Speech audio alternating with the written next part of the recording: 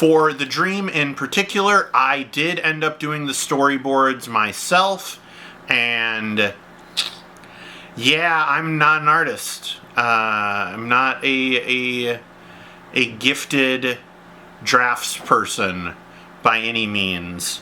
Drawing and painting are not where my visual skills lie. My skills visually very much stay behind the camera, but it's enough to convey what I needed to do.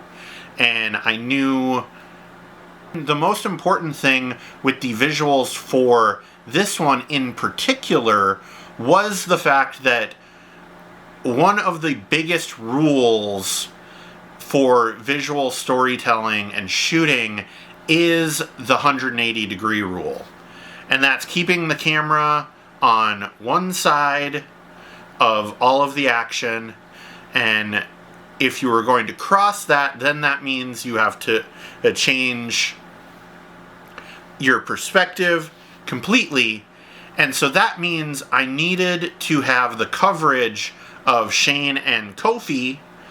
I needed to have that laid out because Kofi is going to, when he dashes off, change the 180-degree rule and cross the line. And that resets it, and then we have to set at the stage once again. And Shane will also at one point cross that line to help set up what we are going to need to use for Kofi. One of the things that you've always got to remember in the pre-production phase is knowing your location and also knowing what equipment you need to bring to said location. Like for the dream, one of the things that I knew I wanted to do an overhead shot, which meant I've got to bring a stepladder. I'm reminded a lot more of projects that I did for film school. And one of them was when we were actually shooting on 16mm film, having to shoot in order so that we either had minimal cuts or if it was entirely shot in camera. The dream one is basically going to be shot in order in camera. There's going to be some dialogue, and whatever I capture is cool. I might score it after, just really simply.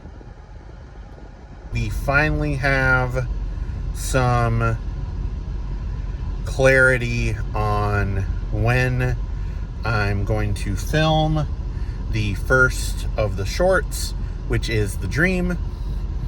It will actually film it at Shane's place before Double or Nothing. And thanks everybody for checking out this video.